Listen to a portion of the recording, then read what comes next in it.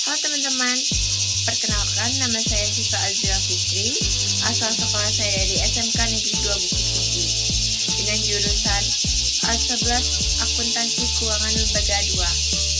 Saya di sini untuk menjelaskan tugas akhir saya yaitu akuntansi dagang, seperti dokumennya, apa saja dokumen yang ada di tugas akhir saya itu, jurnalnya atau jurnal khusus, neraca saldo, buku besar pembantu piutang dan utang, neraca lajur, penyesuaian, laporan laba rugi, laporan arus kas, laporan neraca, jurnal penutup dan pos jurnalnya, dan lain-lain. Identitas perusahaan. 1. Identitas perusahaan. Nama perusahaan Ude Siva Lavanya, alamat Jalan Malioboro nomor 13 Yogyakarta. Telepon 061 700 1315. Fax 061 700 1315. Alamat email udesivalavanya@gmail.com. Perusahaan bergerak dalam bidang usaha jual beli pakaian sebagai distributor perusahaan, membeli barang dagangannya secara kredit dari beberapa importir. Perusahaan juga melayani penjualan tunai. 2. Kebijakan akuntansi. 1. Umum. A. Laporan keuangan disajikan sesuai standar akuntansi keuangan. B. Periode dimulai 1 Januari sampai dengan 31 Desember 2023. C. Pada setiap akhir bulan disusun neraca saldo. D. Jurnal khusus dan jurnal umum untuk mencatat transaksi. E. Transaksi menggunakan mata uang rupiah. 2. Pembelian. Setiap pembelian akan diperhitungkan PPN masukan 11% dari nilai pembelian.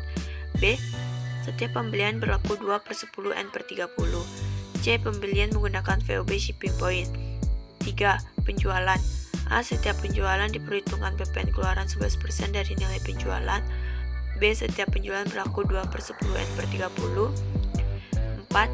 Pengeluaran kas. A. Pengeluaran kas di atas 1 juta dilakukan dengan cek. B. Setiap pengeluaran cek harus didukung dengan bukti pengeluaran kas kecil. C. Setiap pengeluaran kas di bawah 1 juta dilakukan dengan dana kas kecil. D. Sistem pencatatan kas kecil menggunakan dana tidak tetap atau sistem fluktuasi. 5. Persediaan barang dagang.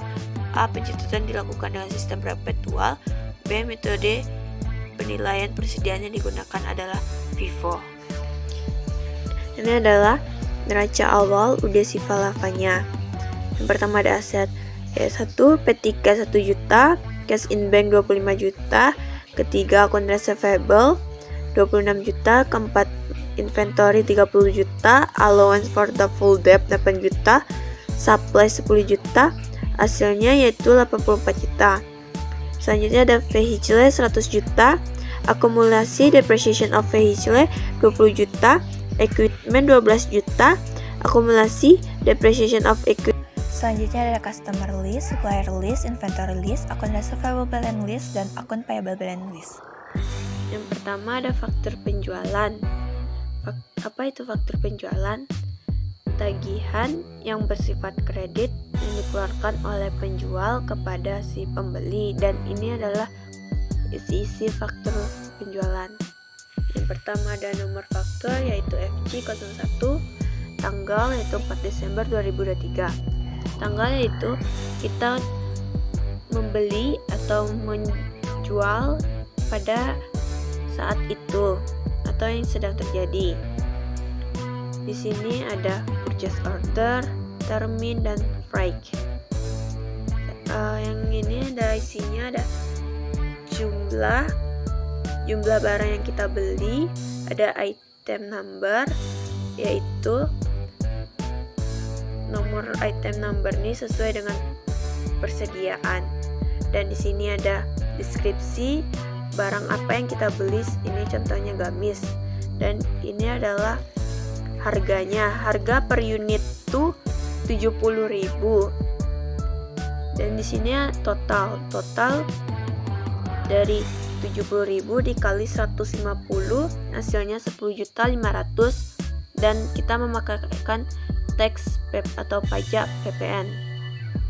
Subtotalnya dari harga ini, dan PPN-nya dari 10 juta dikali 11% hasilnya 1.155.000.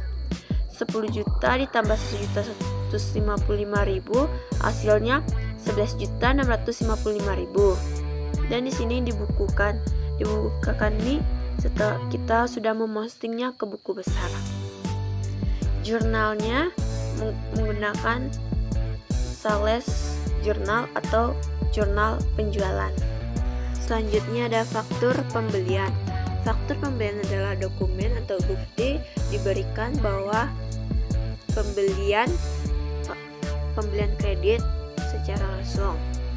Dan di sini adalah isi-isi dari faktur pembelian. Di sini ada kopi. Kopi yaitu salinan asli sebagai bukti transaksi diberikan kepada si pembeli. Dan di sini adalah isi-isinya. Yang pertama ada purchase order, termin, dan freight. Freight adalah biaya angkut. Kita menggunakan VOB shipping point. VOB shipping point yaitu biaya angkutnya ditanggung oleh si pembeli. Di sini sama dengan yang tadi, tapi kita menggunakan break-in. Di sini ada jumlah barang yang kita beli yaitu 100, item number, deskripsi, price. Price adalah harga per unitnya, yaitu 60.000 dikali 100 hasilnya 6 juta.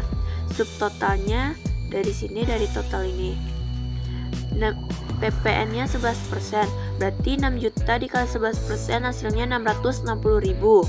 Kita menggunakan break-in.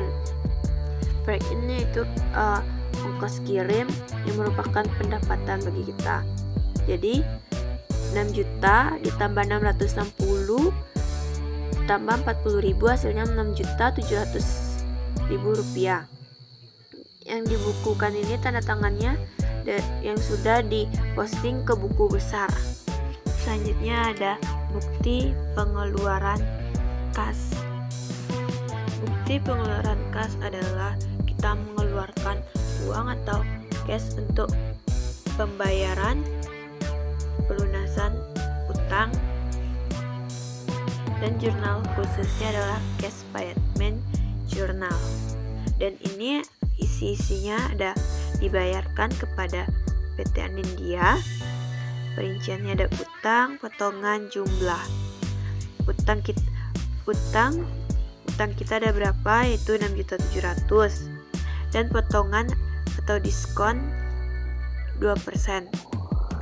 2% itu dari termin, yaitu 2/10 N/30. Karena dia tidak menunggak untuk pembayaran utangnya lebih dari 10 hari. Jadi dia mendapatkan diskon. 6.700.000 dikali 2% hasilnya 134.000, dan 6.556.000 dari 6.700.000 dikurang 134.000 hasilnya 6.566. Di sini ada dengan huruf, habis itu keterangannya untuk apa, dan ini untuk membayar utang transaksi tanggal 2 Desember 2023. Selanjutnya ada nota kontan. Nota kontan adalah bukti transaksi yang dibuat penjual sebagai tanda untuk pembayaran tunai. Dan ini adalah sisinya. Yang pertama ada kitty, jumlah barang kita beli 120, item number T005, deskripsi tunik, dan price-nya 60.000 atau harga per unitnya. Total 7.260.000, hasilnya 60.000 dikali 120 hasilnya 7.200.000, dan subtotalnya dari total ini. Dan PPN-nya 11%, 7.200.000 dikali 11% hasilnya 792.000. Jumlahnya dari subtotal 7.200.000 ditambah PPN 11%-nya 792, hasilnya 7.992.000. Nota kontan ini adalah nota kontan penjualan, berarti dia masuk ke jurnal cash receipt journal. Selanjutnya ada voucher kas kecil. Voucher kas kecil adalah dokumen untuk mencatat pengeluaran dana kas kecil yang tak terduga, dicatat kurang dari 1 juta. Ini menyangkut tentang pembelian melalui dana kas kecil, contohnya beban-beban yang di bawah 1 juta. Voucher kas kecil masuk ke PT Cash Journal. Contohnya di sini dibayarkan kepada Tuan Jack, jumlahnya 350.000 dengan huruf 350.000 rupiah. Keterangannya untuk pembayaran listrik. Bukti penerimaan kas adalah bukti dokumen atau transaksi yang terjadi untuk penerimaan atau pelunasan piutang. Jurnal khususnya yaitu Cash Receipt Journal, dan ini adalah isi-isinya. Diterima dari toko Azura. Perinciannya ada piutang, potongan jumlah piutang kita berapa, yaitu 11.655.000 dan jumlahnya sama 11.655.000. Potongan, dia tidak mendapatkan potongan karena menunggak untuk membayar utangnya dengan huruf 11.655.000 rupiah. Keterangannya untuk membayar piutang transaksi pada tanggal 4 Desember 2023. Selanjutnya ada nota kredit. Nota kredit adalah bukti dokumen atau transaksi yang dikirimkan pemilik usaha untuk menyatakan pengembalian barang. Jika di nota kredit, maka bertambah kembali yang berapa dicatat. Kita tidak menggunakan franking atau jurnal nota kredit yaitu General Journal atau jurnal umum, dan ini adalah isi-isinya. Kita jumlah pengembalian barangnya berapa, yaitu 4. Item number, deskripsi, dan harganya 60.000 dikali 4 hasilnya 240. 240 dikali 11% hasilnya 26.400 dan jumlahnya 266.400 rupiah. Selanjutnya ada nota debit. Nota debit ialah pengembalian kepada si penjual. Nota debit bisa termasuk faktur dan tunai. Di sini saya akan kredit. Hasilnya sama ya teman-teman. Dan nota debit ini masuk ke jurnal General Journal. Selanjutnya ada bukti memorial. Bukti memorial ini untuk pengambilan dana, yaitu dokumen yang digunakan untuk mencatat pengambilan dana oleh pemilik usaha untuk keperluan atau kepentingan pribadinya. Di sini ada pemilik usahanya, ini adalah alamatnya, dan itu dokumen keberapa. Dan di sini ada isinya, yaitu Bude si Falavanya mengambil uang untuk kepentingan pribadi sebesar 1 juta pada tanggal 31 Desember. Jurnalnya yaitu privé di debit 1 juta, kasnya di kredit 1 juta. Kenapa?